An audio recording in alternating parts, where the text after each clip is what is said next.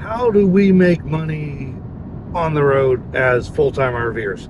I've been asked similar questions to that many times over the years. I wasn't always in an RV, but I am these days, so I tend to use the phrase full-time RVer, not because it perfectly describes what we do, but because it's close enough to describing what we do and people know what it means. You can use other terms. I used lifestyle traveler for a while, or referred to what I do as a traveling lifestyle. But in any case, like most people, unless you're like retired with enough money to live on, most of us need to find a way to work and earn money while we're living somewhat. These days you'd say it's non-traditionally. I'm not sure it's all that non-traditional if you consider a longer version of history. But anyways, how do we make money on the road, or as full-time RVers, or as snowbirds as we travel around a bit? In our case, we have three businesses, three small businesses that we operate from home, if you will, which is a vintage 21-foot travel trailer that's not really 21 feet. That's going to the tip of the tongue. So it's really like 16 and a half feet, I think, or something like that. But so we have three part-time businesses. We operate from there. I actually like having a few different businesses. I might like to get it down to two so I can focus better, but I like having diverse income streams because it provides some protection when something goes wrong in one industry or one business or job or whatever. So I'm going to go over real quick those this morning. The first two we're just going to go over quickly because they're not going to be broadly applicable to everyone. The third one I think could be more broadly applicable, and we're actually out doing that job today. I know it probably doesn't look like it. We're just driving down the road through some beautiful Wyoming countryside, but we're actually working. So first one I have, we have an inspection business, a property inspection business. We've had that for about 1.5 years now. When this work, the money's decent. The problem is that we are in a serious real estate slowdown right now, and especially locally here, our real estate transactions are less than a fourth of what they were just a year or two ago. So that's a little slow right now because of the overall high interest rates, high record housing prices, all this stuff. People aren't buying a lot of houses right now, and so that's left that being a bit slow. We'll see what happens with that in the coming months and so on. The other two we have, if any of you have followed the channel for any length of time, you know I'm a content creator, of course. I mean, I'm here on YouTube, right? But also I do that professionally. I do video editing. I also sometimes shoot video or photos professionally. We've done that for other clients. My main client, I've been doing this for nearly a decade now for Cheap RV Living, Bob Wells. I do the bulk of their video editing, and also have helped them with shooting videos and drone work and other things. So I'm a licensed drone pilot. So got some variety there. I've worked with other clients as well over the years. Also do some book publishing. I've done magazine publishing, YouTube channel, different things like that. So I'm never sure what to call that. If I should call it like publishing. I can't call it online publishing because I also publish print products. So I'm never sure if I should call it publishing or just content creation. Our economy is evolving much faster than traditional agencies like the IRS and the Labor Department update statistics and update codes for things. So I think they're a little out of touch that way. Always reminds me of many years ago when I started working in the newspaper business. I was a newspaper journalist for about a decade, and I was also doing freelance writing throughout much of that time. And my grandmother, who followed all my work religiously, asked me once in a while, what are you doing for work these days, Robert? And I try and explain to her, and she understood the newspaper thing. That came out in print. She'd get the newspaper every week, read my articles. Don't know if she read anything else, but she read my articles, and she'd read my website. She'd print stuff off, keep it in a 3-ring binder. But when I tried to explain to her freelance writing, that would just blow her mind. That I was taking assignments over the internet, writing content for websites, or sometimes social media content and things. I was writing ebooks for people as a ghostwriting role, and then I get paid online. And so she could never really wrap her mind around that part, but it's accelerated even past that. So hard to keep up with. That's a thing we do. That's probably also not broadly applicable for a lot of people. It's kind of specialized, maybe not quite as specialized as property inspections, but still specialized. You need a lot of specific skills to make that happen.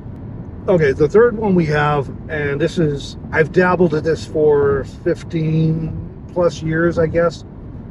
We just recently this spring took this on in a serious way, and that is we're doing online retail, online sales.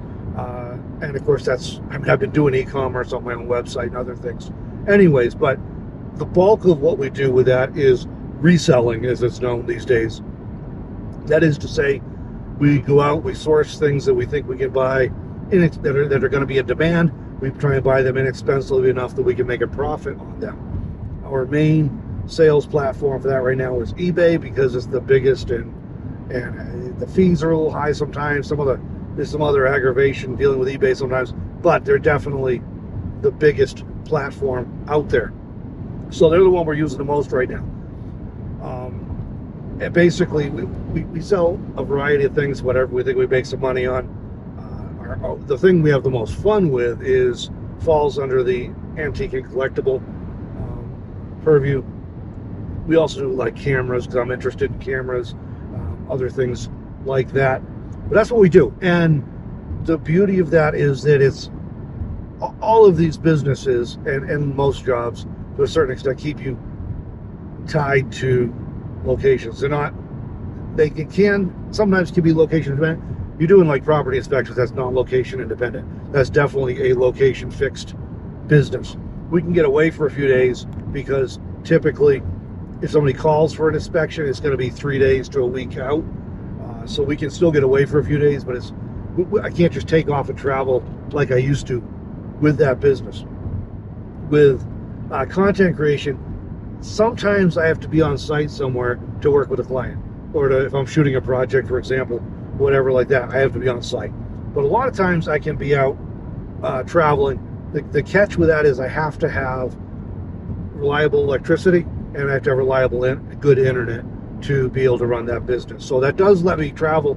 I can technically oftentimes be anywhere in the world, but certainly anywhere in the US of A. I just have to be able to have electricity to run my electronics, and to be able to be online with reliable internet. The resale one is actually pretty flexible. We have to be here in the US, of course, but we can be pretty much anywhere. Again, we have to have electricity, we have to have internet, and we have to have access to a post office, which is the way we ship most of our stuff. Technically, you ship UPS or FedEx as well, but we ship most of our stuff USPS. So there is some flexibility that way. We can move around a bit. The challenge with that one is that as RVers, we have to make sure that we keep our inventory small enough, or the size of our items in our inventory small enough that we can fit it in our travel trailer, which, as I mentioned, is only 16.5 feet long inside and not quite 7 feet wide inside. So we have to take some care there. This business, the reselling business, online sales, I think could be broadly applicable for a lot of people. Whether you are interested in snowbirding, or you're interested in kind of full-time nomadic lifestyle, or traveling, full-time RVing, whatever you want to move around. You have to adjust it to fit that lifestyle, but it actually can be done by a lot of people. You do need enough room to carry some things, and in your inventory, that's going to be the thing, is finding sources of inventory if you're moving around a lot. But it's doable, it can be done. At a minimum, this can be a great side hustle, and this is going to apply too. So for those who live in houses, apartments, whatever, and you're looking to make a little extra money, this is a really solid way to do it. You don't need anybody's permission. You don't have to convince anybody to hire you. You set up an account, if you don't already have one, at an online platform, and figure out the rules for each platform, which do vary. Start listing your stuff. You can make some extra money. It's not too hard to make an extra $300, $400, $500 a month with a little bit of practice and education. You can, and that's a solid. That's not nothing, right? That makes a dent in your budget. If you're living on Social Security, you're making $800 a month, $1,000, $1,200 a month, maybe if you're fortunate. I know a few people get more, but it seems like that's a pretty normal range. when you're able to make an extra $300 or $400 or $500 a month, that really moves the needle on your overall budget and improves your standard of living a whole lot. So it's something that could be done by a lot of people. It's still a lot of work. I mean, you have to educate yourself on what sells, how the best way is to sell things, and so on. So I wanted to share that. We're on our way today to an estate sale down in a little tiny town of Newcastle, Wyoming. It's about an hour and a half from our summer home base here in Gillette. And it's a nice little town. We never mind coming down here. We have come down here before to source inventory, and so we're doing that again today. Today we're going to an estate sale, and you know, I'll tell you, estate sales are always a little bit of a mixed emotions for me. They can be good places to find inventory. I always feel a little bad because clearly if I'm at an estate sale, someone has died. The flip side of that is that we are doing a favor to the family. This is I believe this is a family-operated estate sale. A lot of the ones we go to are run by family members. We're doing them a favor because this person has already died. The family has already taken the things that they want, and this is the stuff left over, all the household things that the family doesn't want. And so we're doing them a favor by taking it off their hands and putting a little revenue back into the estate so that they can wrap everything up, pay off the bills, whatever all is involved like that. But it's still a little bit of a mixed emotion for me. So we're going down here. We're going to try and get you some footage at the estate sale and show you what we're doing. We've been thinking about, this is our day-to-day life. We source multiple times a week. We go to thrift stores, yard sales, estate sales, other rummage sales, wherever we can find stuff, right? Sometimes we do road trips, go out of town. We go to South Dakota, down to Casper, Wyoming. We go to different places. So we've been thinking about including a little bit of that stuff because we have a lot of fun, particularly with some of the vintage and antique and collectible things we find. We find some really, really cool pieces that are fun to dive into, the research a little bit and learn about the history of them. So we've been thinking about sharing some of that. So if you would find some of that interesting, please leave us a comment. Let us know you like that. You'd like to see more of that stuff, and we'll go ahead and include it. But we are going to grab some footage, whatever we can get from this estate sale today, and then we're going to we'll share that with you. Depending how we make out here in Newcastle at the estate sale, we may jig up to Spearfish, South Dakota, where there's a big moving sale today. It's supposed to be big, and that'll make like a triangle. Then we have to be back to Gillette this evening. My dad, who is a recently retired pastor, is also a professional musician, does a lot of country and country gospel stuff. He's performing, playing guitar and singing at an open mic night event at the Frontier Auto Museum in Gillette. They do this once a month, so my dad will be there. We're going to be back for that this evening, so that'll be a lot of fun as well. If you want to learn more about his music, I'll have a link in the video description. You can check out his website at jwitham.com. And he's got a few videos on a YouTube channel that I think he set up back during the pandemic era. He's just getting ready to start publishing regularly on YouTube. So go head over to his channel. I'll have a link for you. And make sure you're subscribed. Check that out. You won't regret subscribing there and checking out those videos. We're going to continue on towards Newcastle, and we'll grab some footage for you there.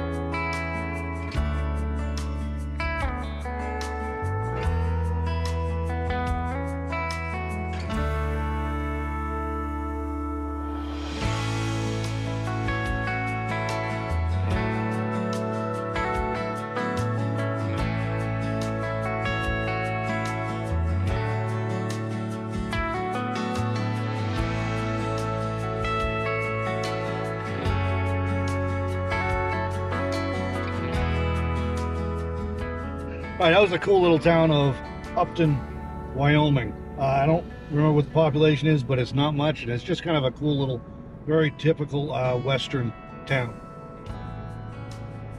Onward now to Newcastle.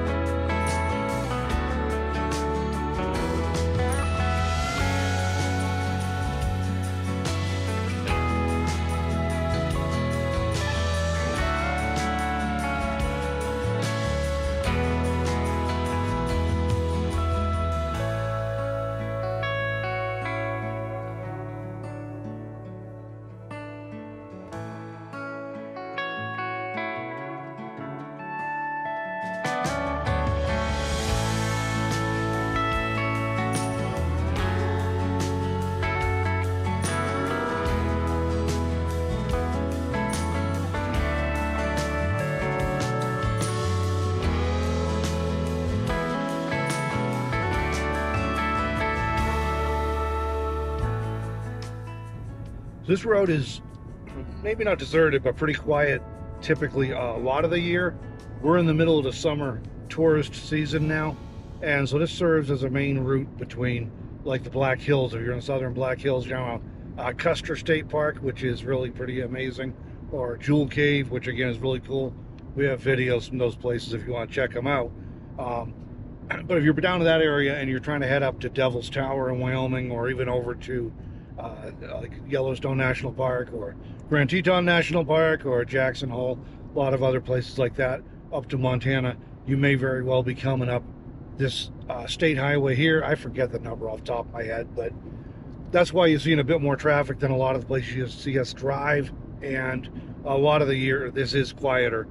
There's just a lot of people out traveling right now. So you're seeing a lot of cars as well as RVs and motorcycles and stuff. The motorcycles are going to pick up a whole lot in a few weeks, because we're recording this in, I don't even know if it's the 18th or the 19th of July or something like that. And first week of August kicks off the Sturgis Motorcycle Rally. So there'll be a whole lot of hundreds of thousands, literally, of people coming in on motorcycles for that. So we'll be seeing a lot more of those soon.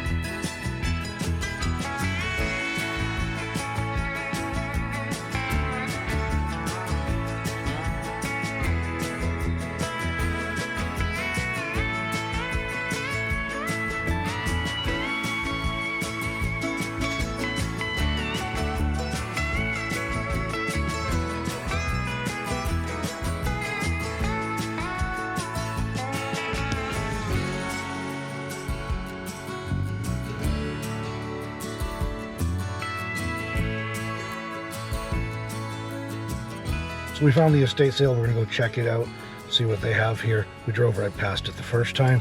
It was kind of hidden by some trees and set back, but we'll go see what we can find here.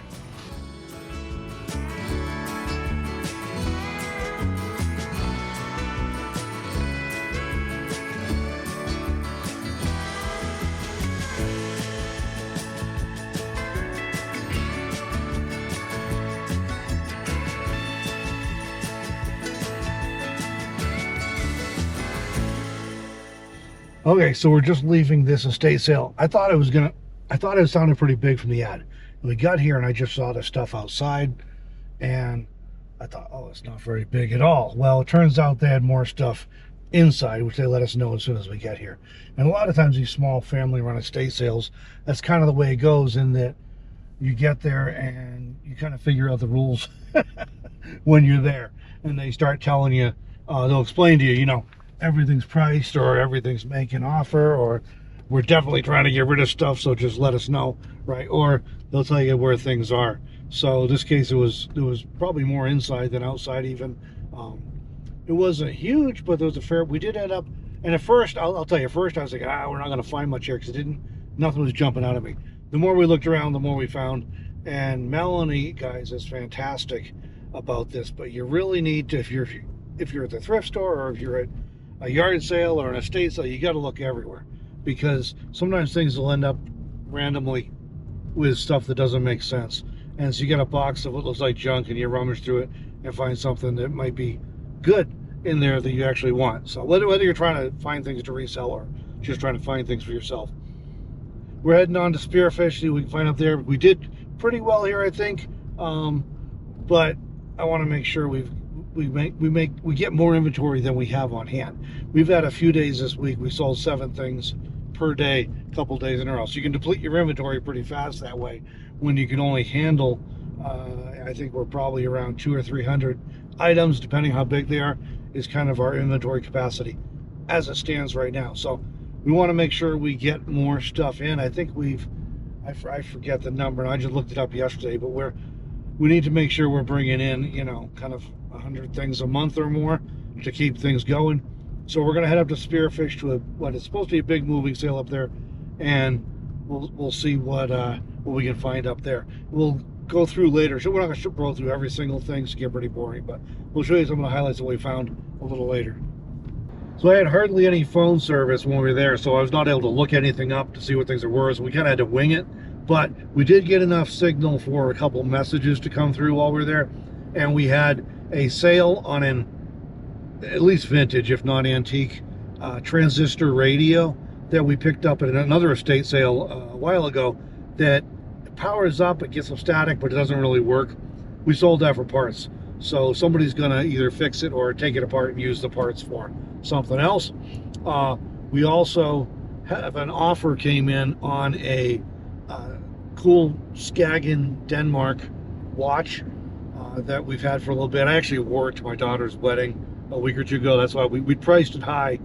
And I was like, if somebody wanted to pay me enough for it, I'd sell it. But otherwise, I was wearing it to the wedding as a dress watch. And then we lowered the price a little bit after the wedding was over. And that just, we received an offer that I'm going to accept. So the cool thing with that is we're not home. We're not like doing listings. We're out sourcing stuff and we're making sales. And the same thing happens more mornings than not. I wake up and we have sales that have come in while I was sleeping. And a lot of sales, I don't know what this is about. Fun fact here, a lot of our sales come in between 10 p.m. Mountain Time and 1 or 2 a.m.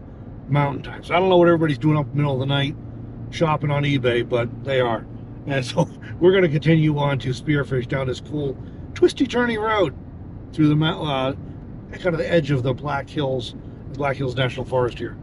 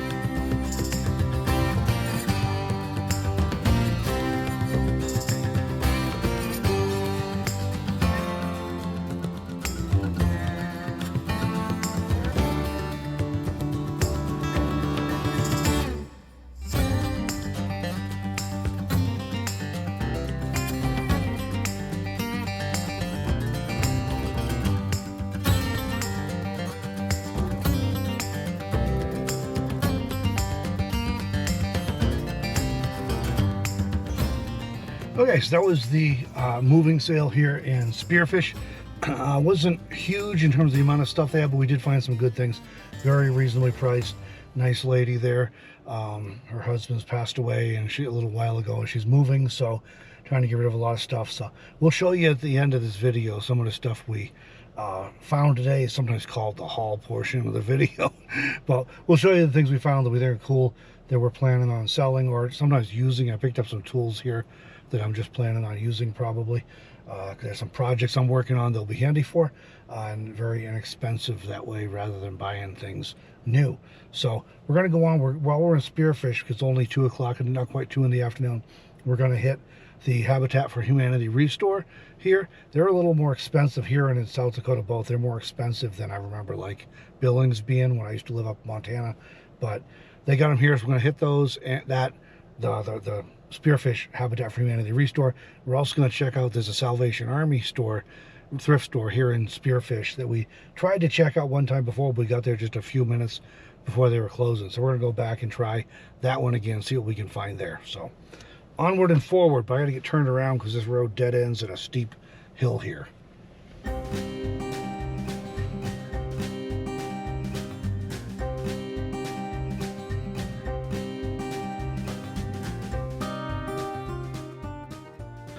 So we're at the Habitat for Humanity Restore here in Spearfish. People donate goods here. There's a lot of household and construction stuff, that sort of thing. Sometimes there's other stuff in here too, but we're gonna go check it out and see what they got here today, and take a look around.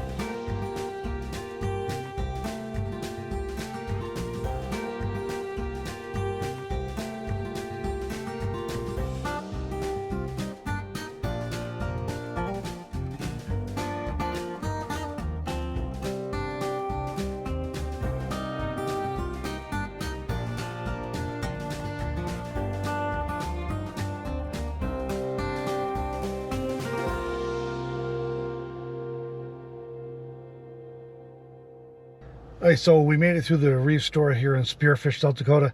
We did pick up a few things, not so much for resale, but things we will use for our personal needs and also for our business. So we got some paper that we're going to use as void fill when we package things. I picked up a cordless impact driver, which I'll use on some projects I've been having underway already, so that'll be handy. Really good price on it. Also got a spare battery and a charger, so that's cool. And we pulled into the Salvation Army here in Spearfish. We missed our turn and ended up finding a tag sale, actually 2-yard sales side by side. So we looked around at those, didn't pick anything up, but we did see a couple of interesting items that Melanie's looking up right now as we're waiting to go into the Salvation Army. Because sometimes we do that. We're not sure when we see something and we're like, I wonder about that. So we'll hop on and do a little research in the car. It's only about 2 or 3 blocks from here. So if it looks promising while she's doing her research, after we go in here to the Salvation Army, we'll stop by there on the way out. And then we got to get moving back over to Gillette, because we got that open mic thing that my father's performing at tonight. So we'll go in the Salvation Army here, see what we can find, because like I said, last time we were here, we've only been here once, and they were closing in just a few minutes when we got here. So we had to just got a quick look around. We didn't pick anything up that day. So we'll go back in and see what we can find in here.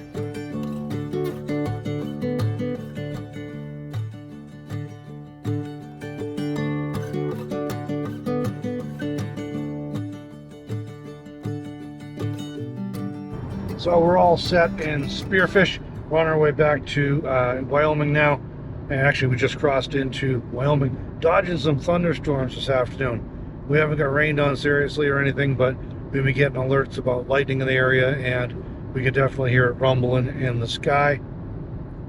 Making our way back, and so we did find some things at that thrift store again. That's another one of those thrift stores that's kind of getting expensive, but there still are good deals to be found if you look around and have. There's certain categories we're learning we like to sell more than others, and so it is easier to start figuring out what those things are worth over time. So we're making our way back to Wyoming. We were hoping to stop somewhere along the way and to review, show you some of the stuff we bought, but the winds really picked up with the thunderstorms, so that may not work too well. So may do that when we get back to Gillette, when we're back to the trailer, possibly even tomorrow, because by the time we get back, I think it's going to be time to head to the open mic event at the Auto Museum, the Frontier Auto Museum there. So we'll go check that out. So we're heading back, and we'll check back with you shortly here with another section of the video showing you some of the stuff we found today that we're going to be selling and in some cases keeping, because they're going to be useful for us otherwise. Meanwhile, Melanie's over here looking up all the stuff we might have missed. So we'll see. That's just her thing. She always wants to look it up afterwards and make sure, figure out. And that's a good way of learning, honestly. When you see something, you're like, man, I don't know about that. And so when you have some downtime later, you can kind of look it up again, see if maybe you were right to pass on it, or maybe you should have picked it up after all. My personal threshold is that, if it's super cheap items, 25, 50 cents a dollar, maybe $2, I'm much more likely to take a chance on it than if it's 10 or 20 or $50. And I'll be a lot more conservative with that. Meanwhile, I told you earlier we'd had a couple sales. I think we've had 4 sales that have come in today now while we've been out running around finding more stuff. So really cool when that happens. But we're gonna finish up our drive back to Wyoming, find some food, and head to an open mic night. So I hope you've been enjoying this stuff so far, and stay tuned. We'll give you a preview of some of the stuff we picked today, or sourced today, or whatever you want to call it. Cowboy music tonight, so I thought I'd not be left out. See what I can do with this one. When I was a boy down in Texas, where they done the ranch on the plain. Okay, so it is the next day, for us at least, not for you, I hope. And speaking of cool stuff we got, this is just a crystal bell. So if you want a lead crystal bell with a brass handle, we'll have a link for our eBay store down below. You can check that out. But we picked up, we went to 4 different places yesterday, as well as a yard sale or 2, which was quite an event. We left Gillette, went to Newcastle, Wyoming, which is over close to the South Dakota border, and then up to Spearfish, South Dakota, and then back to Gillette for the thing last night. So I found some tools at the Restore, the Habitat for Humanity Restore, like this impact driver, DeWalt impact driver. I also managed to pick up a spare battery and another charger for this, so that's cool. This is probably not getting sold. This is going to be for my personal collection for tools, because I have plenty of projects going these days. We had a whole box of tools as well we picked up for $3 at a yard sale our moving sale in Spearfish, including this older coping saw. It's a Craftsman brand, but this is a little bit older, obviously, because it's Craftsman. But I used to have one of these a while ago, not this good actually, and gave it to my son, who does a lot of woodworking. And I've wished a few times since I had one, like at some projects I've been doing at my parents' house. So picked up another one. We also, at the Restore, the Habitat for Humanity Restore, picked up a couple of register vents for my parents' house. These were $3 a piece, which is pretty good price if you've ever tried to buy these at Home Depot or anything. So we need a couple more still, but these will be going in to replace some that are kind of mangled up. These floor register vents, people walk on them, they put furniture on them, and they get mangled up over time. So those are not official sales things. All right, we do have a bunch of stuff. I'm going to go real quick over the stuff we have sold, because the video's probably too long already. But just to give you an idea of what we were out picking yesterday, we have a cool paper box and This is something Melanie found. So it's a frog. Let's see from. It's a percussion frog. It's a what? Oh, I didn't even get what it was. Okay, from Earth Treasures Earth Treasure US. So anyway, percussion frog. Okay, handcrafted. There you go. One of the things about doing what we do is we run into all kinds of interesting things, and the fun thing is we get to play with stuff for a little bit, handle it, check it out. Sometimes we pick things that you would usually only see in a museum or something, or in a private collection, and we get to play with them for a little bit, then move them along to somebody else, which is always fun. All right, this I thought was an RCA Universal remote at first. It's not. It's a Pioneer DVD remote that is in that package, but will be 50 cents, and these remotes do sell, so that'll be going up on our online store. What else do we got here? Okay, we have a few wood photo frames. Pick these up for $1. We're going to be putting some of my photos in these as prints and offering them on my website for sale. So if you want to print, we've been having some requests recently. We do have a place you can order prints from, but we'll actually have some framed up and everything ready to go. So those will be coming soon. So we're not actually selling these on eBay.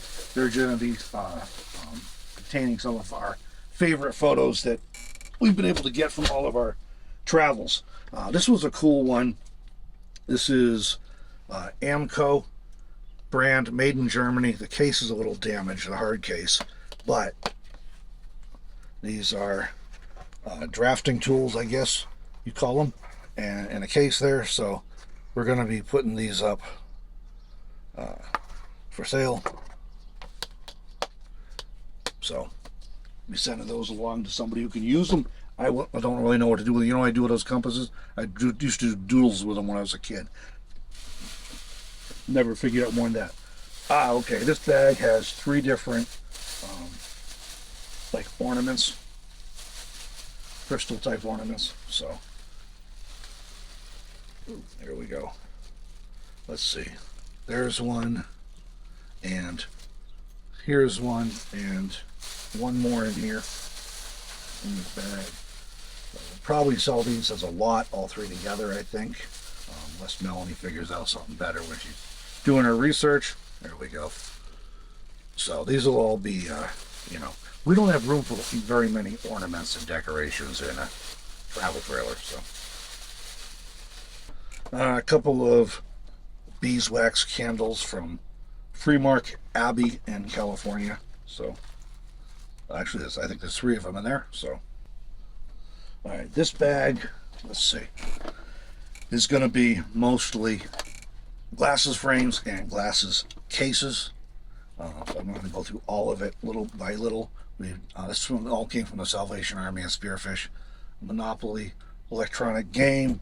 Got a few leather wallets, men's leather wallets. These things sell. There's one that Melanie found there. A kaleidoscope. So, and okay, we got a VHS cassette rewinder. I actually picked up 2 of these yesterday at different places. People still use video cassettes, and you apparently cannot find the rewinders new anymore. So you can get them on eBay. There's another one I picked up at a yard sale for next to nothing, or a state sale, I guess, for next to nothing. Little point and shoot camera.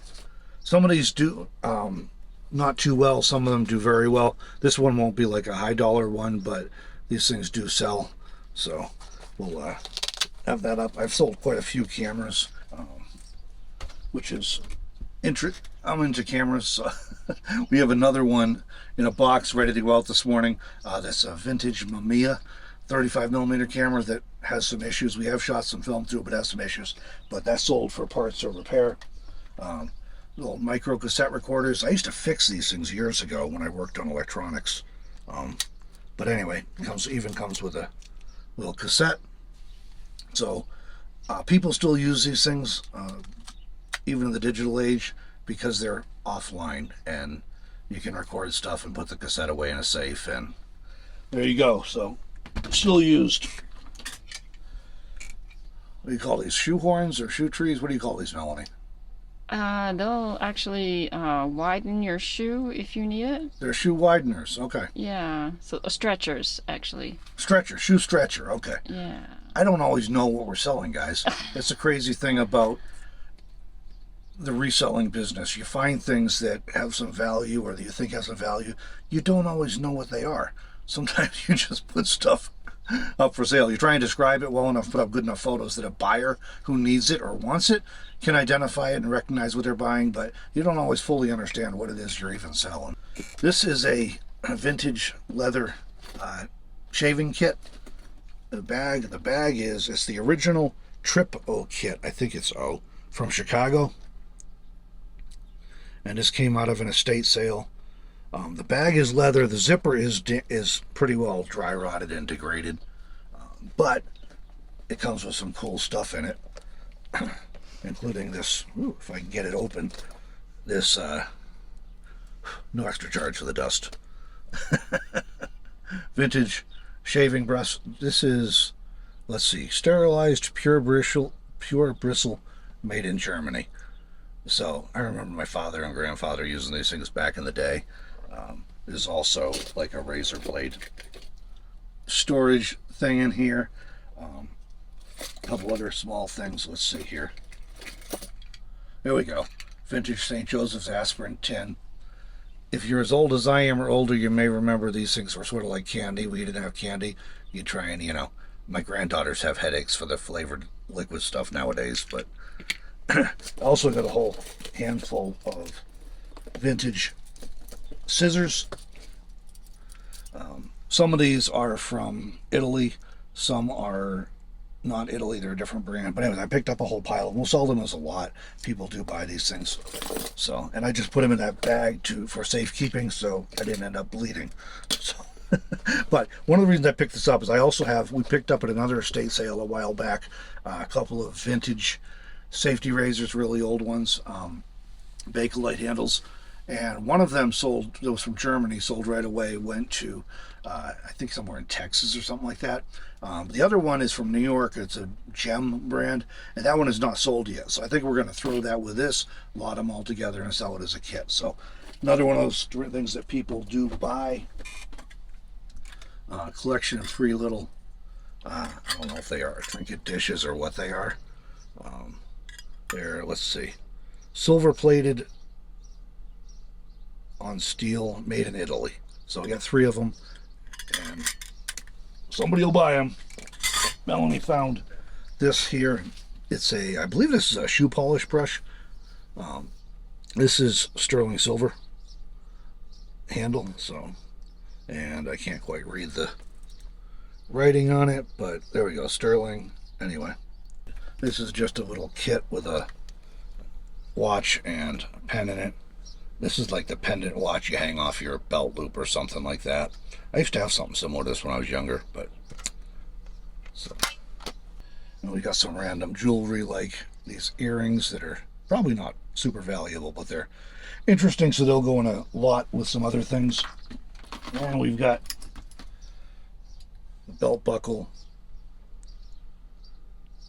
And sometimes with belt buckles that are less valuable, we'll lot them together, several at a time. Sometimes standalone belt buckles go quite well.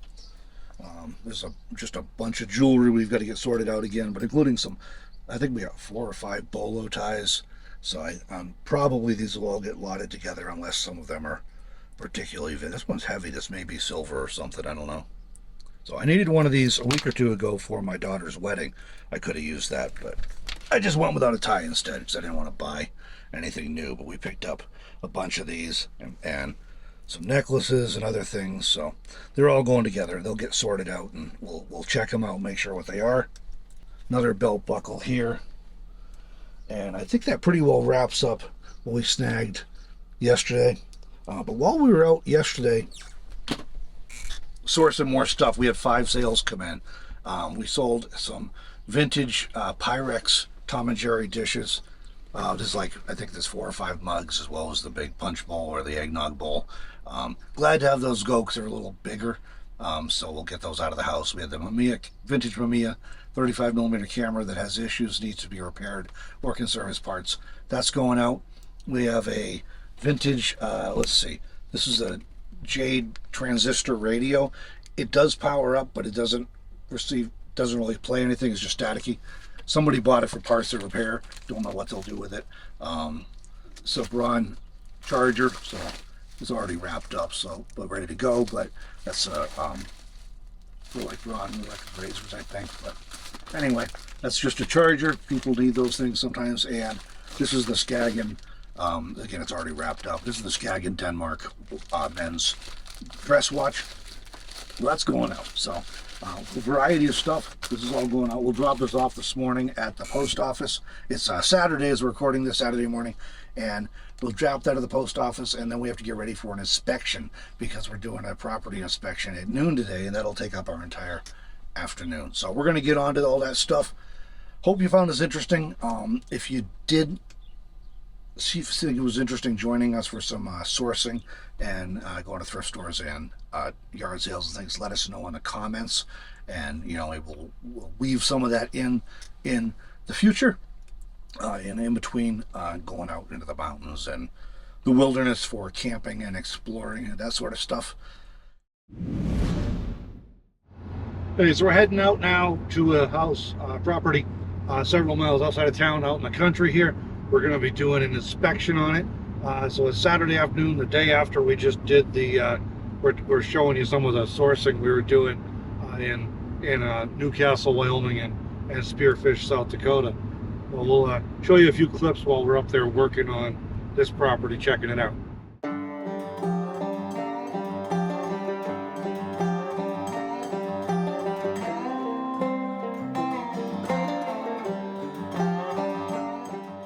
Back porch. Yep.